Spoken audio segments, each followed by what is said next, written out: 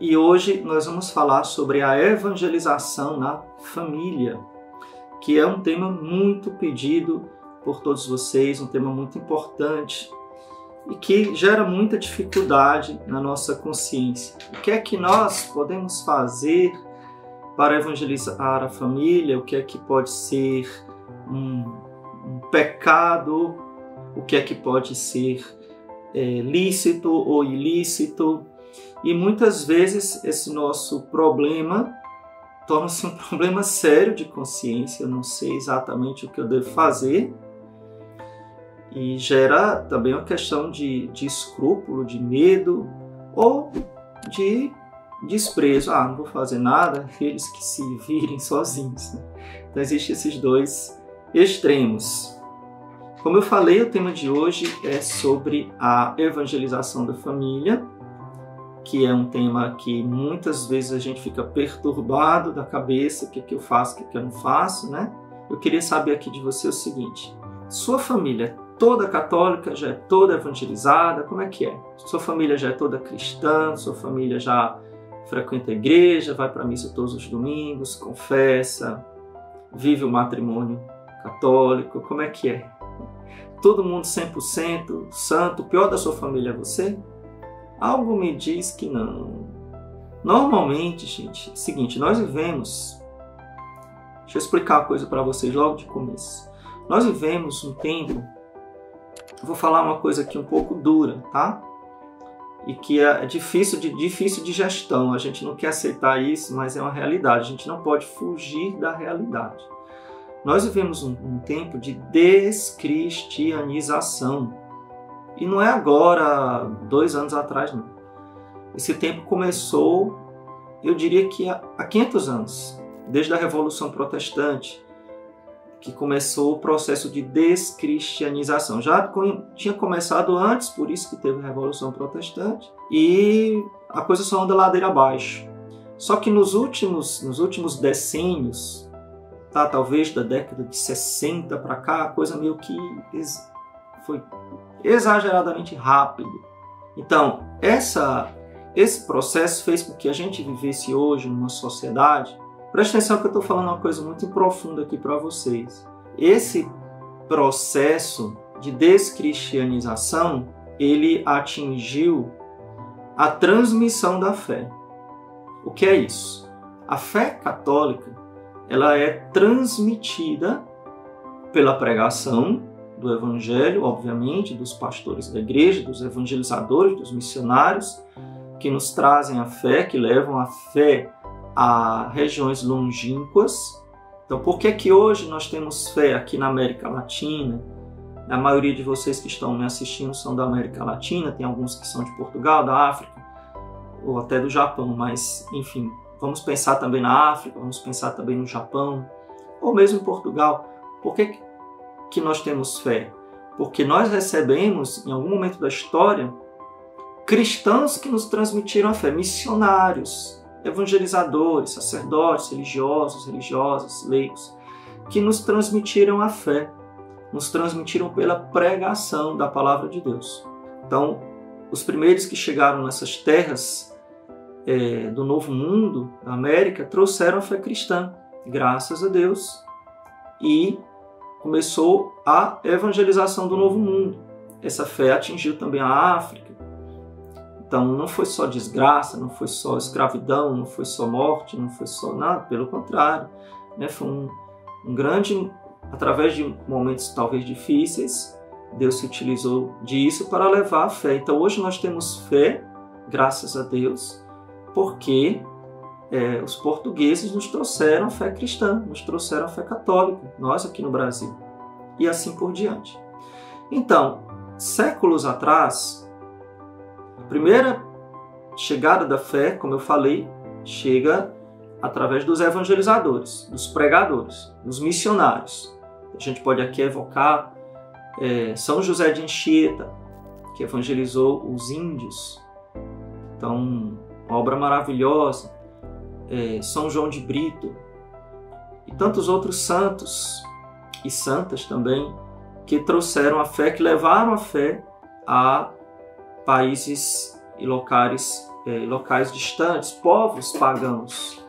Isso aconteceu desde o início. Foi assim que Jesus deixou a igreja. Jesus deu um mandato aos seus discípulos: ide por todo mundo e pregar o evangelho a toda criatura. Então isso é um mandato dado pela boca de Deus. Deus falou: ide por todo mundo e pregar o evangelho a toda criatura. Então pregar o evangelho não é opcional. Não é uma coisa que, não vamos não, para não ferir a sensibilidade das pessoas. Que conversa para boi dormir, deixa de ser mole. Vamos ser católico, vamos ser cristão. Você é louco, não obedeça às suas teoriazinhas, molezinhas, fraquinhas, diluídas, homeopáticas. Não, obedeça a Jesus Cristo. Jesus Cristo mandou evangelizar e os apóstolos pregaram o evangelho e derramaram sangue por isso. E todos os outros evangelizadores derramaram sangue por isso. Aí eu vou ficar, não vamos falar, porque pode ser que a pessoa se machuque. Pra lá. Depois dessa primeira evangelização, que é a evangelização dos missionários, e com o passar dos séculos, não é imediatamente, a sociedade, aquela região, aquele país, ele se torna cristão. Normalmente, né? Então assim foi com a França, com a Alemanha, depois do que hoje é a Itália, né? Ali do Império Romano, depois a França. Então os países foram se cristianizando, a Irlanda, a Inglaterra, né? Os países ali mais do norte, e chegando ali também na Espanha. Então os reinos tornaram-se cristãos, católicos, Espanha, Portugal, etc. E chegamos aqui. Então nós, depois do passar do tempo, dos séculos, aquela sociedade inteira se torna cristã, se torna católica. E toda a cultura, ela é batizada, ela é evangelizada, ela é cristianizada. Então nós temos 2000 anos de cultura católica, né? De cultura cristã. Arte, arquitetura, música, ciências. O progresso científico se deu por causa da igreja. A preservação da literatura, dos livros, nas grandes bibliotecas, dos mosteiros, o trabalho dos copistas. Foram os padres, monges, que preservaram a cultura, a ciência, desenvolveram a astronomia e tantas outras, biologia, genética e tantas outras coisas que envolvem a cultura. Os grandes pinturas, grandes esculturas, os grandes edifícios, olha as catedrais, olha os acervos históricos, isso é uma coisa maravilhosa. E tudo permeado com o Evangelho. Isso também se manifesta na sociedade, nos indivíduos. Então, os indivíduos nascem de famílias cristãs que vivem a fé e transmitem os valores do Evangelho.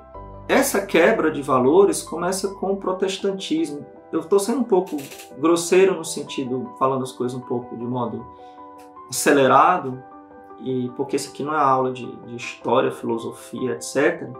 Mas só para a gente ter uma visão geral das coisas, né?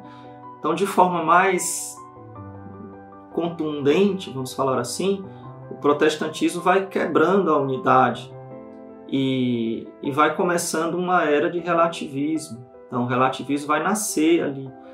Tanto faz eu ser católico, eu seguir o Papa ou seguir Zwinglio, seguir, não é só Lutero, a gente tem Lutero, mas tem outros, Bocchero, Zwinglio, Calvino ou Henrique VIII.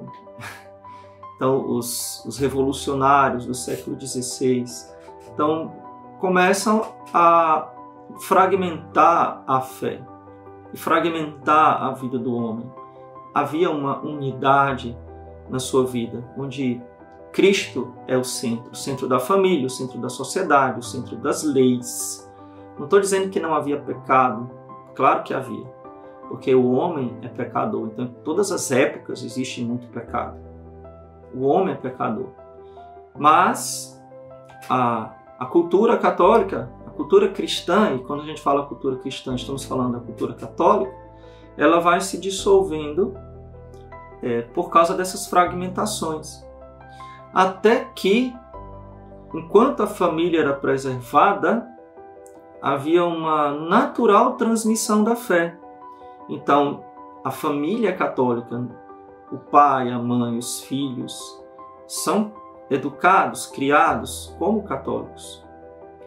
Frequentam a igreja, frequentam os sacramentos, são batizados, fazem a primeira comunhão, crisma. Ninguém põe em xeque isso. Ninguém põe em xeque batizar, fazer a primeira comunhão, crismar, frequentar a igreja. Ninguém põe em xeque o valor do matrimônio, da virgindade, por exemplo. Até que, por isso que eu quis dizer que os anos 60 foi o grande marco de destruição total do que ainda restava. Por quê? Porque ali começou-se uma guerra contra a família. Nossa Senhora de Fátima, em 1917, havia dito que a batalha final de Satanás será contra a família. Sabiam disso? Então tem uma profecia de Nossa Senhora de Fátima. A batalha final de Satanás será contra a família. Não estou dizendo que nós estamos no fim dos tempos, mas pode ser que sim. Pode ser que ainda dure mais 1000 anos, mas pode ser que estejamos já nesse momento, pelo menos da batalha que Nossa Senhora falou, sim. Então, a partir dos anos 60, começa uma batalha contra a família, de desfragmentação mais severa. Então, começa os movimentos feministas, já tinha antes, tá? Antes dos anos 60, já havia o movimento feminista, que é tirar a esposa, a mãe do seu local natural, o enfraquecimento da figura paterna, depois o enfraquecimento das relações entre pais e filhos. Então, os filhos começam a se rebelar contra os pais. Então, tem todo um movimento de glorificação das drogas, por exemplo.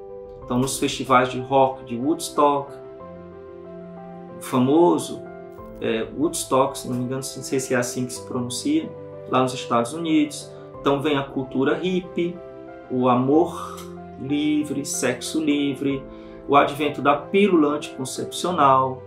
Então, já aqui, nós não temos responsabilidade, podemos fazer sexo à vontade.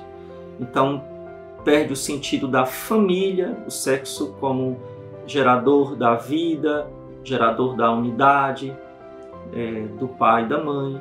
Então, passou a ser um brinquedo, somente uma fonte de prazer. Então, tudo isso estava lá envolvido lá na segunda metade do século XX, do século que eu nasci. E essas coisas foram galopando com muita velocidade. Depois veio a lei do divórcio, que a igreja na época lutou contra a lei do divórcio, leigos lutaram contra a lei do divórcio, mas aí aqui no Brasil foi aprovada a lei do divórcio. Então você vê que tudo contra a família. E aí mais recentemente, já agora no século XX, mas eu estou falando do século XX, mas talvez tenha começado antes, século XXI, desculpe, vai crescendo a glorificação da homossexualidade, a glorificação do respeito humano, do politicamente correto, melhor dizendo. Então, o hedonismo crescente, através dos meios de comunicação, do advento da televisão, então, que é uma geradora de cultura, contracultura cristã. Então, a Rede Globo sempre foi essa geradora da cultura anticristã, através das novelas que se popularizaram no Brasil. Então, dos recônditos mais escondidos do Brasil, quando chegava o sinal da Rede Globo, a família começava a se desfragmentar. O divórcio no Brasil, eu vi aqui, começou em 1977. Então, aonde vocês talvez já souberam disso, houve uma pesquisa feita muito tempo atrás sobre a influência da Rede Globo nos anos 70, 80 do século passado. Constatou-se que onde o sinal da Rede Globo chegava, a taxa de natalidade diminuía. Por isso que quando a gente via uma família e dizia assim, tantas crianças, não tem televisão na sua casa não, só tava essa piadinha. E essa piadinha, que parece uma piadinha um pouco indecente, né? Tipo assim, a pessoa não devia estar assistindo televisão, mas está fazendo menino, tem um fundo real, de verdade, que inclusive é constatado por pesquisa científica. Então descobriu-se que onde o sinal da Rede Globo chegava, a taxa de natalidade diminuía, a taxa de divórcio aumentava. Olha que interessante. Olha que interessante. A taxa de divórcio aumentava, a taxa de casamento diminuía, a população não casa mais no religioso. Enquanto que isso seria totalmente impensável na cabeça de qualquer cristão, de qualquer pessoa de 50 anos atrás, 60 anos atrás, coisa totalmente impensável. Como assim não casar no religioso? Você é prostituta? É uma coisa sem pé nem cabeça. Casamento é na igreja. Hoje se tornou, na verdade, uma exceção casar na igreja. E muitas vezes o casar na igreja é apenas pro formas, apenas para tirar foto, porque é bonito, porque minha mãe exigiu, porque minha avó quer, porque, sei lá, porque é bonito. Mas não seguem exatamente o que a igreja ensina que deve ser o casamento. Então tem um monte de casamento nulo, né? Casamentos feitos sem querer ter filhos, casamentos feitos sem querer ser fiel, né? Sem a real promessa de fidelidade, a real promessa de fecundidade. Então faz um perjúrio diante de Deus, promete uma coisa, mas que não está a fim de cumprir de jeito nenhum. Te promete ser fiel, mentira, já tem pensando, vamos casar, se não der certo, separa. Já deixou outra na reserva. Então são casamentos nulos. Então, como eu disse, houve essa pesquisa da Rede Globo e mostrou a influência dela nesses locais. Então, nos locais onde o sinal da Globo não chegava, permanecia ainda o estado social mais cristão de antes. A família mais coesa, com mais filhos, menos divórcios. E aonde chegava, e não é porque ela dizia, mas porque as novelas tornavam-se modelos de comportamento social para as pessoas simples. Então o padre sempre uma figura meio patética, o padre uma figura retrógrada, ou então aquele padre muito progressista, quando tinha um padre na novela, né? Mas normalmente é o sexo livre, é o amor livre. Então todos esses temas mais malucos iam sendo colocados e as pessoas iam abraçando isso. É nesse contexto que a maioria de nós nascemos. A maioria de nós nascemos nessa sociedade descristianizada. Então nós estamos vivendo numa sociedade que foi cristã, ainda traz traços de cristianismo, mas que não é mais católica, não é mais cristã. Ela é fragmentada. O advento e a multiplicação das seitas só piora a situação. Só piora. Porque mostra um cristianismo fast food. Eu vou para aquela igreja ali para conseguir uma cura, para conseguir um emprego, para me sentir bem. Então, tornou-se o cristianismo sentimentalista. As pessoas estão voltadas para o romantismo, para o sentimentalismo. Então, buscam uma expressão cristã, mas para elas se sentirem bem, se sentirem alegres, um prazer espiritual. E aí foi colocando para trás ou refutando algo que é característica intrínseca do cristianismo deixado por nosso Senhor Jesus Cristo, a traição do Evangelho. Quando nosso Senhor disse: quem quiser vir após mim, tome a sua cruz e siga-me. Então o cristianismo é a religião da cruz e não do bem-estar, do progresso material e dessas coisas. É a religião da cruz. Então é muito comum, e aqui eu quero chegar no ponto onde a gente começou, é muito comum que você agora, quando eu pergunto, você é de sua família é todo mundo católica, faz ria. A maioria das pessoas talvez tenha feito um risinho assim de canto de boca, né? Assim, quem dera. E essa pergunta nem seria feita 50, 60 anos atrás. Porque é óbvio que a família toda é católica. Claro, haviam as exceções, porque haviam os protestantes, haviam os espíritas, haviam as outras religiões. Mas a grande maioria das pessoas, e quando uma pessoa era católica, era de uma família católica que transmitiu a fé católica. Então o trabalho do sacerdote, ele era menos missionário e mais sacramental numa nação católica, numa região católica. Claro que ele evangeliza, mas é menos missionário no sentido que é mais para santificação dos fiéis do que para a evangelização dos pagãos, porque os pagãos são poucos. E aí, é claro, eu falei da Rede Globo lá nos anos 70, porque era a emissora de maior alcance. Só que aí, obviamente, nós chegamos aqui na década de 90 e nos anos 2000, a partir da primeira década do século 21, onde teve uma explosão de um outro meio que chega até no seu banheiro. O que é que chega até dentro do seu banheiro? O celular, a internet. E aí, pronto, né? Então a coisa agora está numa velocidade da fibra ótica. A velocidade da fibra ótica. Claro que não estou demonizando a internet, porque eu estou falando na internet, imagina. É um instrumento que serve para o bem ou para o mal. Como a TV também, um instrumento que serve para o bem ou para o mal. E assim por diante. E bendito seja Deus que a gente pode falar, por exemplo, na TV, quando a igreja se aproveitou da tecnologia, da televisão, foi um boom. A gente tem como exemplo os Estados Unidos. Então, o programa de maior audiência dos Estados Unidos era o programa do bispo de Nova York, Fulton Sheen, candidato aos altares, né? O Fulton Sheen.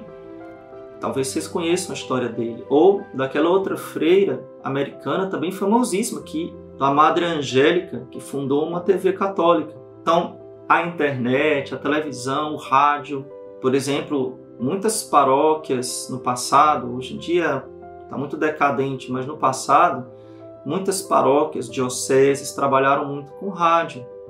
E o sinal da rádio levava o evangelho.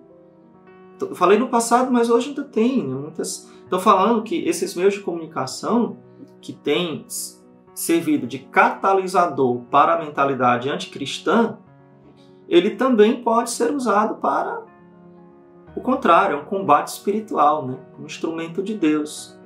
E é isso que eu faço. O que eu estou fazendo aqui na internet? Qual é o meu interesse? Combater pelo reino de Deus, evangelizar. Evangelizar. Nós voltamos à época em que nós precisamos de missionários, como foram os jesuítas do século XVI. Missionários, como foram os franciscanos do século XIII, XIV. Como foram os missionários de todas as épocas. Evangelizar sem medo, falar o evangelho, falar a verdade, como São João Batista, que perdeu a cabeça, literalmente, foi decapitado por defender a família e não ficar aceitando segunda união, como tantos, inclusive dentro da igreja, querem aceitar como algo normal a segunda união. São João Batista perdeu o pescoço por causa disso. E a gente não quer perder a nossa imagem de bonzinho. Né? Ai, padre, não vamos ser radicais. Não vamos falar isso pode machucar as pessoas. Né? Machucar as pessoas? Eu não quero saber de machucar as pessoas, eu quero saber de agradar Jesus. Ainda fala com aquela vozinha de dublagem de filme americano. Não, pelo amor de Deus. Então, como nós nascemos nesta época, nascemos nesse contexto, então é muito comum que a gente tenha famílias que não são evangelizadas. Por quê? Como eu falei, porque a fé não foi transmitida. A transmissão da fé foi quebrada 60 anos atrás. Eu posso dizer que a família dos nossos avós era radicalmente católica. Ou seja, todo mundo era católico. Quando eu digo que todo mundo era católico, não é que todo mundo era santo, não. Mas que os valores cristãos eram preservados. Apesar dos pecados, as pessoas sabiam. E as pessoas realmente transmitiam a fé. Como um dever matrimonial. E aí, como eu disse, nós voltamos a uma era pagã. Então nós estamos vivendo o neopaganismo. O Nunes falou, os padres hoje querem salvar só a natureza. Pois é. Tem gente que luta pelas árvores da Amazônia. E são as mesmas pessoas que fazem vista grossa para o aborto. Os ovinhos das tartarugas, mas as crianças nos ventres da mãe, ninguém luta, ninguém faz passeata, ninguém faz nada. Quais são as características da sociedade neopagã, da sociedade pagã? Que nós estamos vendo um neopaganismo. Então, o paganismo, a sociedade pagã, é a sociedade idólatra. Porque o homem, atenção, preste atenção que eu vou falar, o homem não consegue viver sem Deus. Então, se ele não conhece o Deus com letra maiúscula, que é o único Deus, ele vai inventar um Deus com letra minúscula. E atenção, porque Deus se escreve com letra maiúscula. Vocês ficam escrevendo lá na internet Deus com letra minúscula. é o demônio, é?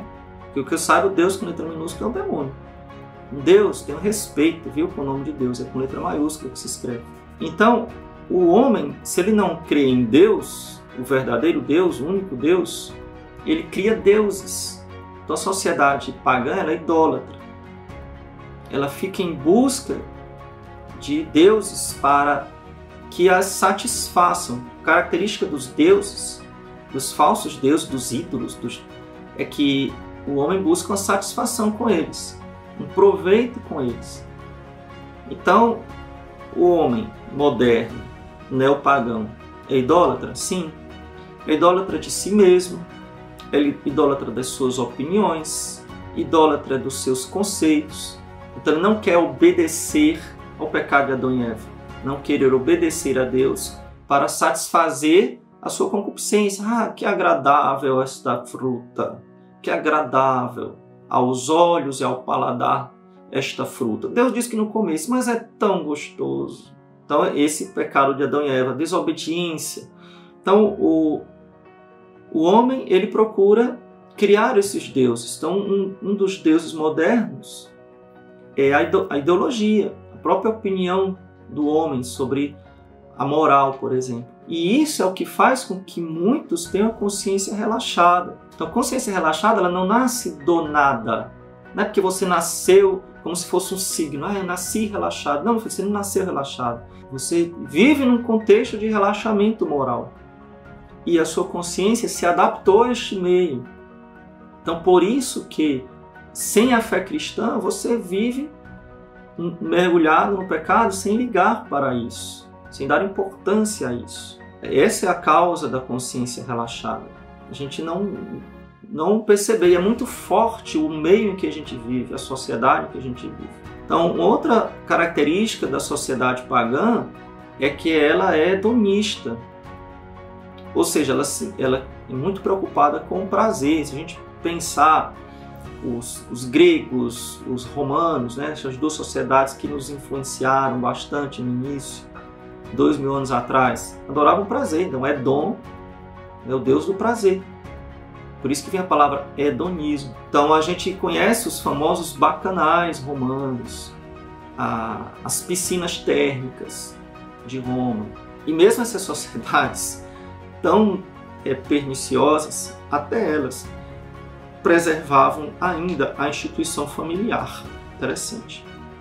Por isso que eu digo, talvez a gente não está num paganismo muito pior, talvez, do que o primeiro paganismo, que é o paganismo pré-cristão. Então, esse paganismo pós-cristão, ele quer destruir o que é até fundamento da própria natureza humana, que é a família. Está no fundamento da própria natureza humana.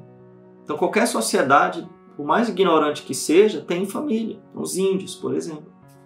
Mesmo que não saibam nada da sociedade moderna, mas lá vai ter pai, mãe e filho. Nesse contexto, qual é a nossa crise de consciência? Primeiro, a gente ter sido formado nessa sociedade relativista, nós podemos ignorar o pecado e podemos chamar de bobagem o que realmente é um pecado grave. Podemos chamar de todo mundo faz o que é um pecado mortal. E a gente achar que é certo só porque todo mundo faz.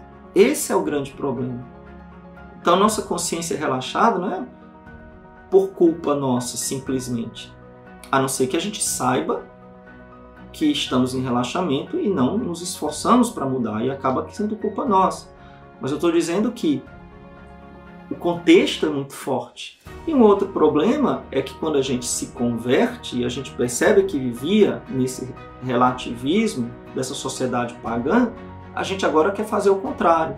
E a gente não sabe mais o que é certo ou errado, então é melhor colocar tudo na conta do pecado mesmo. Mas eu espero que você esteja entendendo. É muito importante que você entenda isso. Não adianta ficar dando dica aqui se você não entender isso. Eu tenho que entender esse contexto para eu poder entender a minha família. Como é que é o meu pai e a minha mãe? Muitos de vocês têm pais e mães nascidos depois dos anos 50 do século passado, é ou não é? Então nós já nascemos de filhos dessa geração que abandonou a fé. Abandonou a fé na prática, apesar de terem sido batizados, feito primeira comunhão, casado até na igreja muitas vezes, mas abandonou a fé.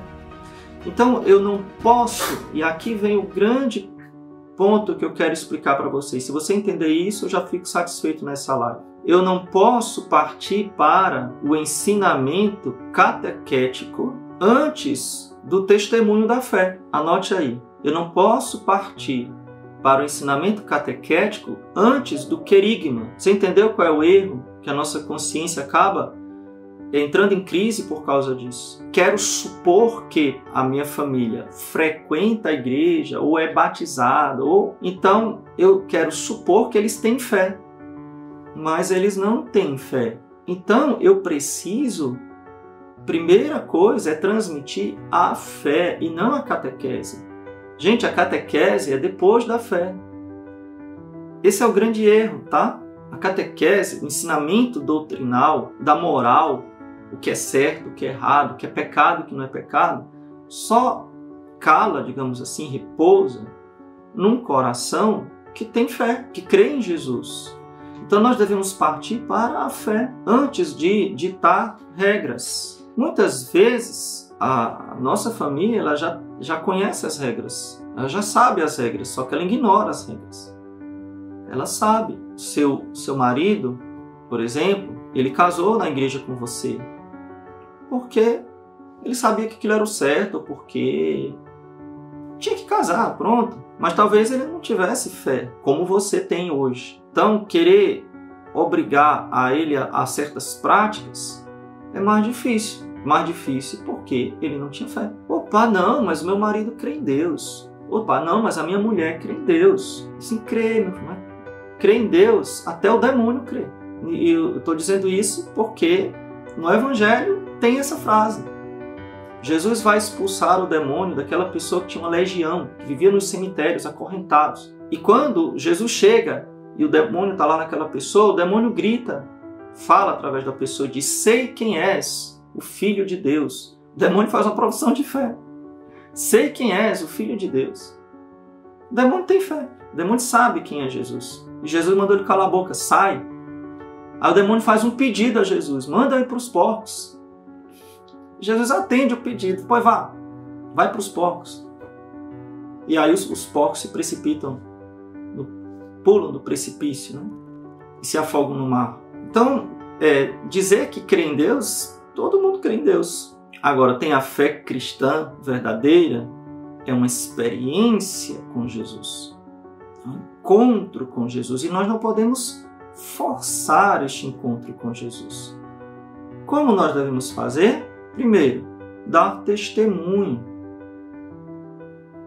E o testemunho, digo isso especialmente para os jovens, mas isso vale para as senhoras casadas, para os senhores casados. O testemunho, muitas vezes, é o silêncio. Um dos problemas de quem tem escrúpulo, ou seja, aquela pessoa que se converteu, aquela pessoa que teve uma experiência com Jesus e agora quer ser santo, quer viver firme na fé, ela acaba querendo passar essa experiência que ela tem, esse desejo da santidade, de fazer as coisas certas, o horror ao pecado que ela tem, ela acaba querendo passar essa experiência à força, goela abaixo para todo mundo. E aí, queridos, não dá certo.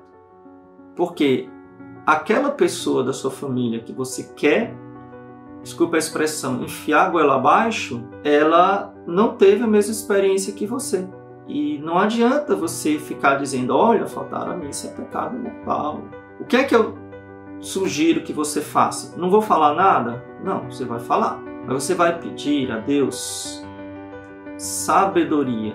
O que é sabedoria? Na prática, o que seria pedir a Deus sabedoria? Sabedoria é como o tempero na comida. A mulher, a mãe de família, está cozinhando um prato, ela sabe a quantidade disso. Ela não tem aquelas coisas de Masterchef. 15 gramas de sal, com mais 25 gramas de orégano, com mais 2,5 gramas de páprica. A mãe lá sabe disso, ela bota o dedo lá e sai perfeito. Por quê? Porque ela já tem uma sabedoria, ela sabe por experiência quanto de moer um pouquinho ali, vai jogando, o negócio sai perfeito. Ela já sabe. Parece que está dentro dela aquele negócio. Por anos e anos de prática, ela já sabe. Então a sabedoria é o tempero que você sabe a quantidade de colocar. E você sabe qual colocar. Então você tem que pedir a Deus a sabedoria para falar a coisa certa, do jeito certo, na hora certa. A coisa certa, do jeito certo, na hora certa. Muitas vezes a hora certa não é na hora da briga, não era 5 minutos antes da missa, não é na hora. O jeito certo, na hora certa. E a coisa certa, da maneira, com as palavras. E é isso que falta. Então, senhores e senhoras que têm escrúpulo, vocês são complicados, porque vocês não querem usar a sabedoria, vocês acham que tem a obrigação de converter as pessoas à força. E sabe o que você está fazendo? Você está atrapalhando a conversão da sua família. Em vez de ajudar, você está prejudicando. As pessoas estão se afastando de Deus. A sua mãe está dizendo, que menino fanático, que menino chato. Ninguém aguenta. Essa pessoa chata, antipática.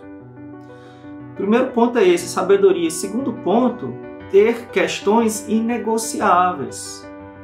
Por exemplo, a questão da modéstia. Eu já vi maridos querendo que a mulher se vista com decote, com saia curta, com shortinho. São questões inegociáveis.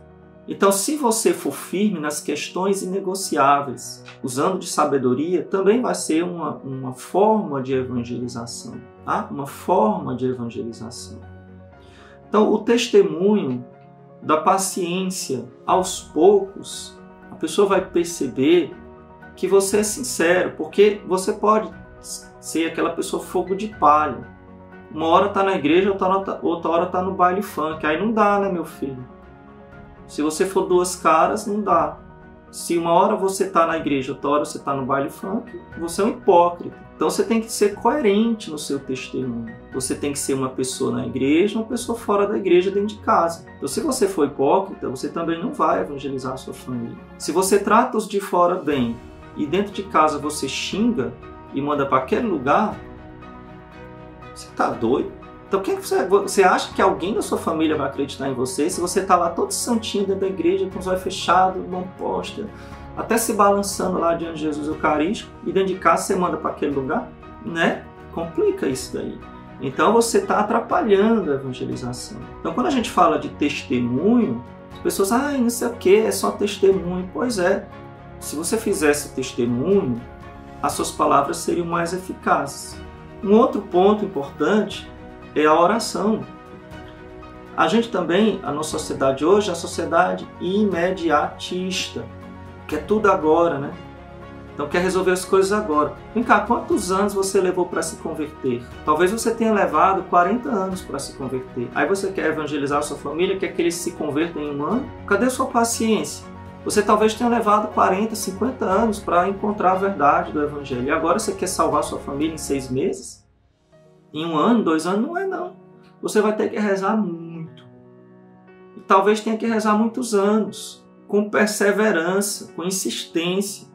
Olha Santa Mônica, rezou 30 anos pela conversão do seu filho, o pervertido Agostinho. E o pervertido Agostinho se transformou num dos maiores santos da igreja, por causa da perseverança e do amor da sua mãe, que nunca negociou a verdade, nunca deixou de falar a verdade, mas também nunca deixou de rezar por ele. Então, lembrando que estamos numa sociedade pagã, olha o que eu expliquei tudo no início dessa live. Estamos numa sociedade pagã.